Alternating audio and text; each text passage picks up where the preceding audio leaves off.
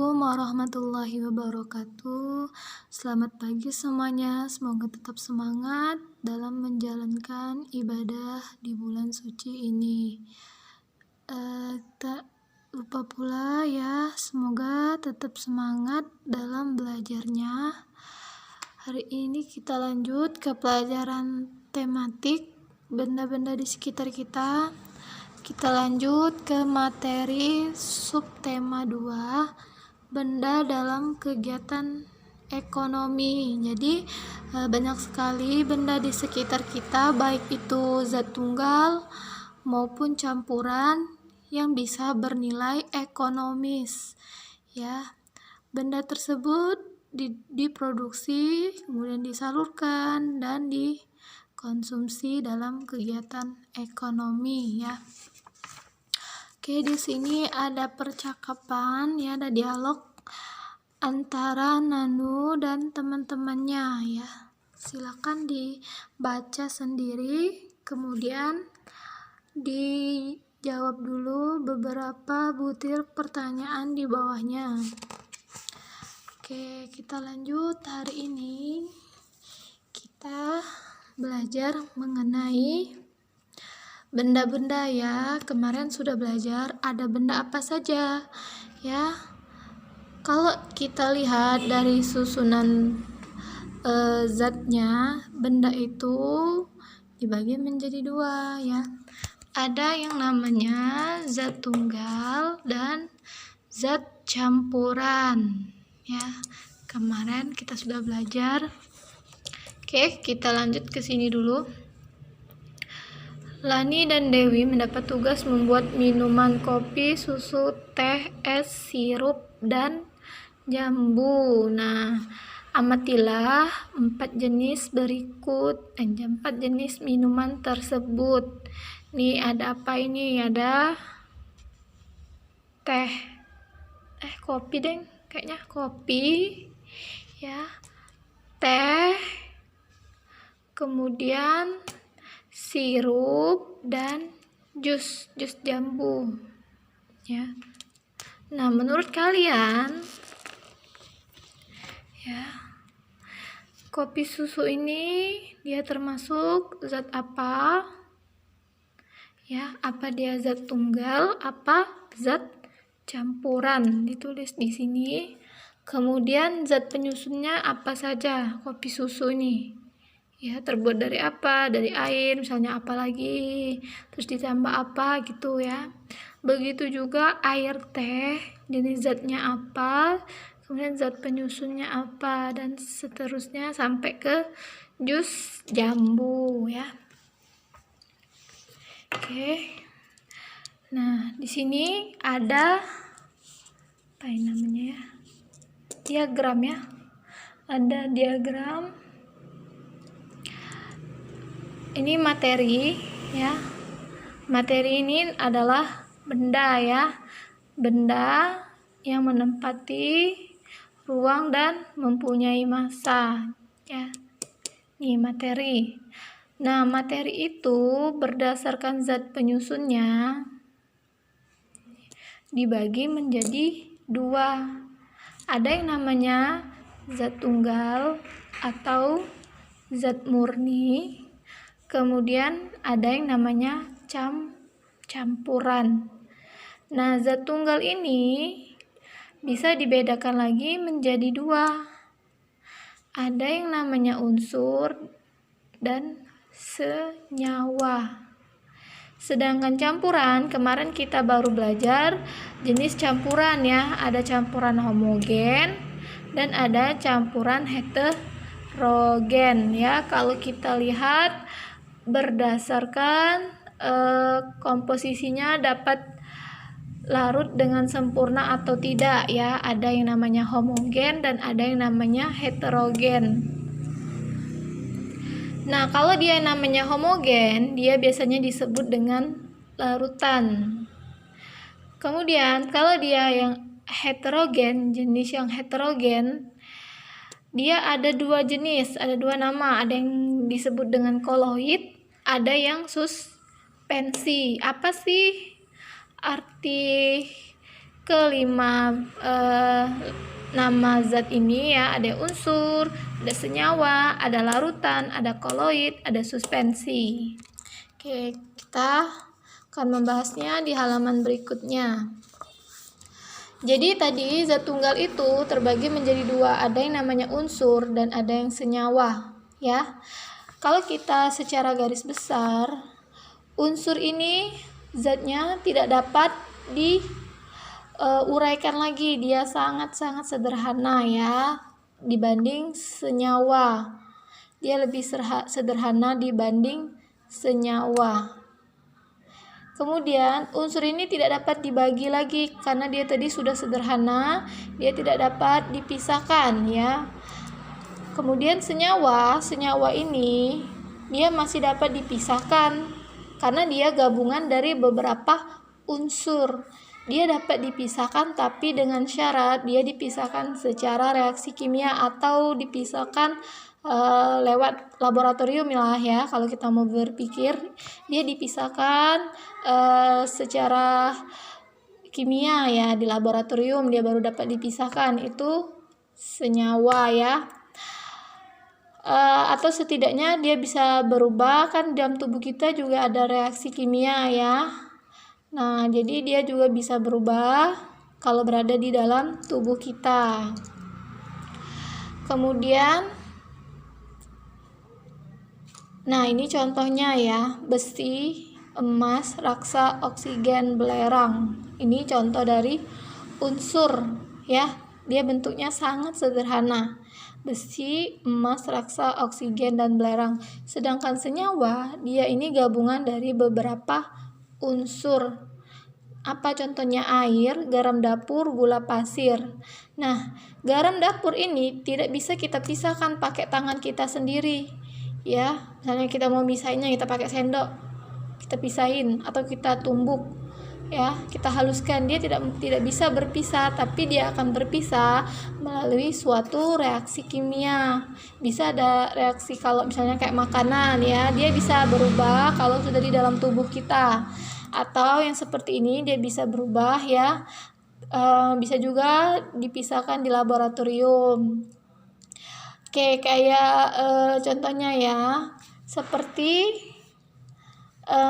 air ini dia terdiri dari unsur H2O ya, atau hidrogen dan oksigen. Jadi air dia terdiri dari H2O ya, dari hidrogen dan oksigen. Air dia terdiri dari dua unsur hidrogen dan unsur oksigen. Tapi ya, air ini tidak dapat kita pisahkan secara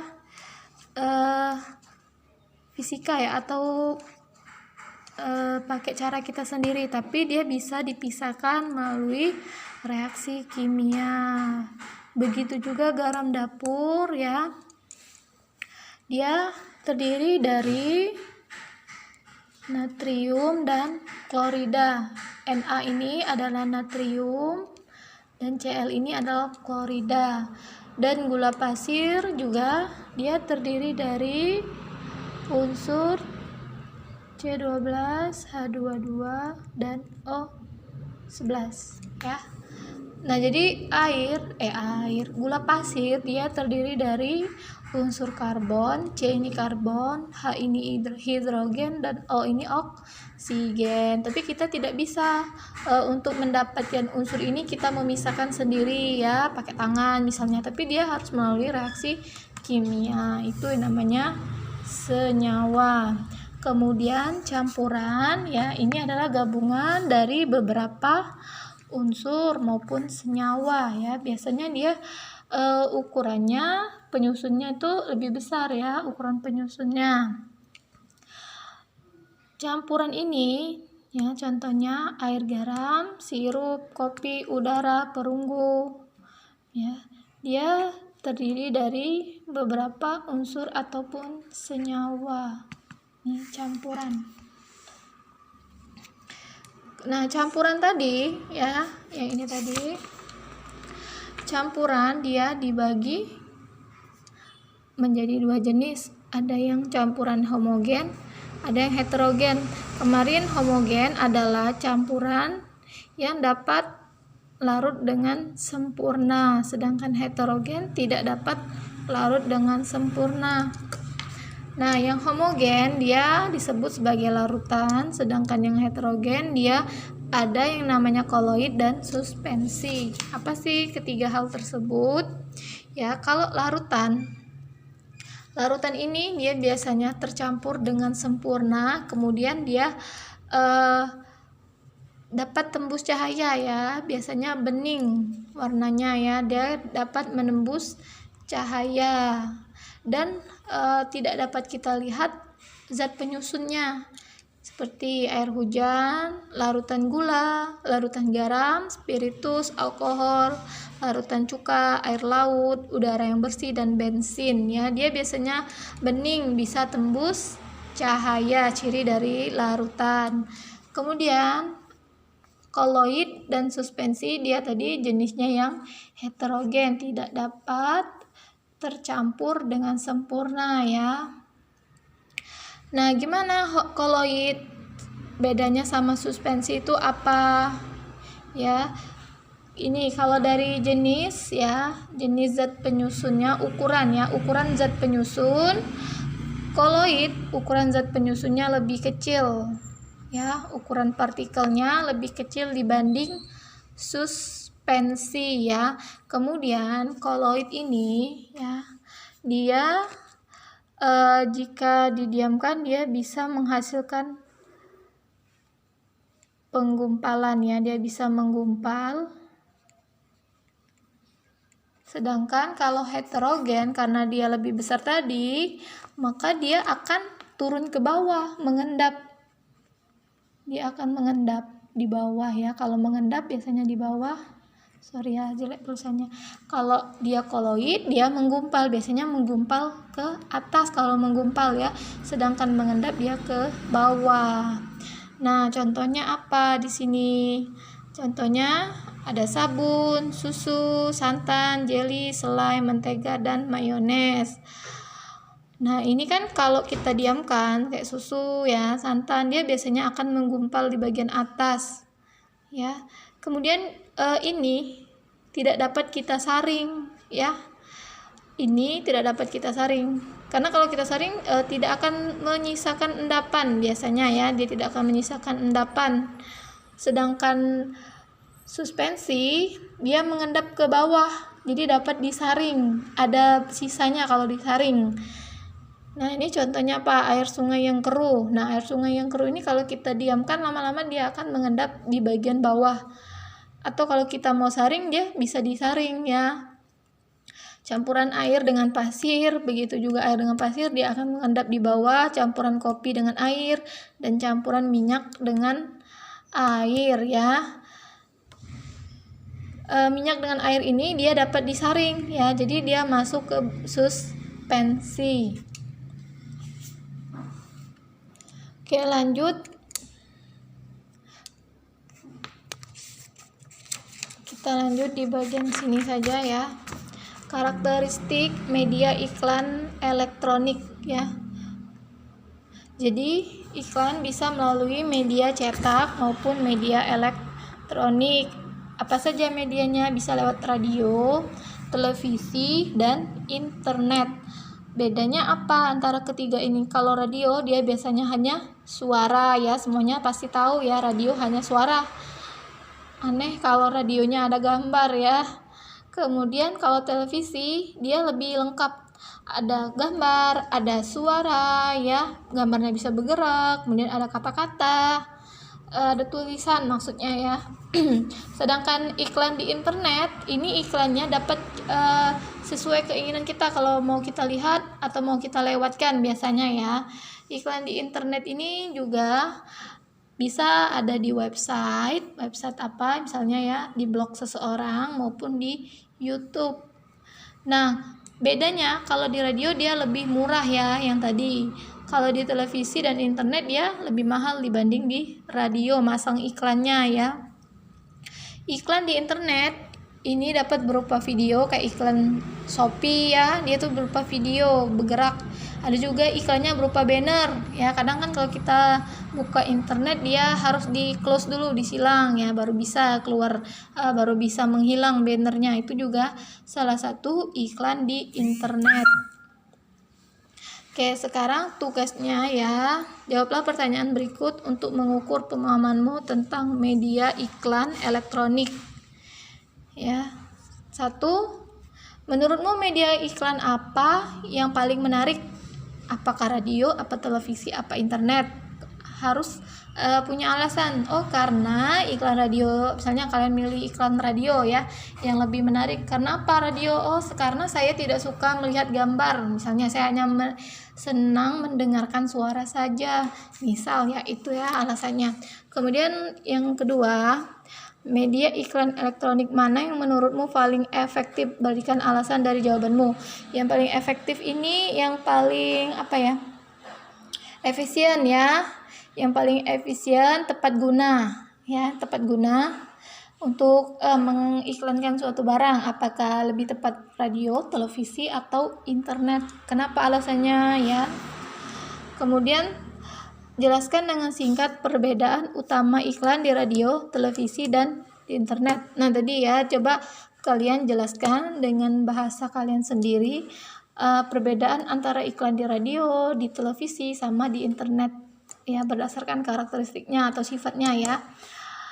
Kemudian, nah kita masih berbicara mengenai iklan. Di sini ada iklan, ayo ajak teman rame-rame. Ya, ini iklan makanan ya, dia mengiklankan makanannya. Apa ini, gambar apa ini? Kayaknya bakso ya. Oke, anggap saja bakso ya, ini nggak jelas. Nah, ada informasi ya, pasti ada informasi yang kita dapat dari iklan ini ya. Apa saja informasinya? Oh, di iklan ini dia ada unsur iklan terdiri dari tulisan dan gambar. Ada ya, tulisan sama gambar. Kemudian ada kata ajakan yang bertujuan mengajak datang dan menikmati bakso. Tujuan bukan bermaksud untuk memperkenalkan barang ya, tapi dia untuk mengajak makan bakso ya. Mencantumkan alamat yang jelas, ini ada alamatnya. Nah, jadi informasi yang didapat adalah bahwa iklan ini mencantumkan alamat yang jelas. Kemudian yang ditawarkan terkait harga produk ya. Jadi di sini ada harga produk, mungkin nggak kelihatan aja, kecil ya. Kemudian isi iklan yaitu memberikan gratis 5 minuman jika memesan 5 porsi bakso. Promo berlaku selama bulan Maret. Jadi ini kelima poin ini adalah informasi yang didapatkan dari gambar iklan di samping ya. Oke, kalau sudah kita lanjut. Nah, ini berhubung kalian di rumah aja ya. Kalau mau tanya-tanya sama temennya di grup kalian, boleh bergabunglah dengan 3-4 orang temanmu dan lakukan analisis serupa untuk iklan berikut. Nah, jadi kita akan menganalisis mengenai iklan ini ya. Iklan nomor 1, iklan nomor 2 ini adalah iklan yang ada di internet ya. Kelihatannya ini di internet karena ada ini ya, apa ini namanya, ada websitenya ya. Di sini ada pertanyaan mengenai kedua judul iklan ya. Apa judul kedua iklan di atas? Kemudian yang kedua, produk yang ditawarkan masing-masing iklan. Ini menawarkan apa? Misalnya ini menawarkan pempek, ini menawarkan apa misal ya.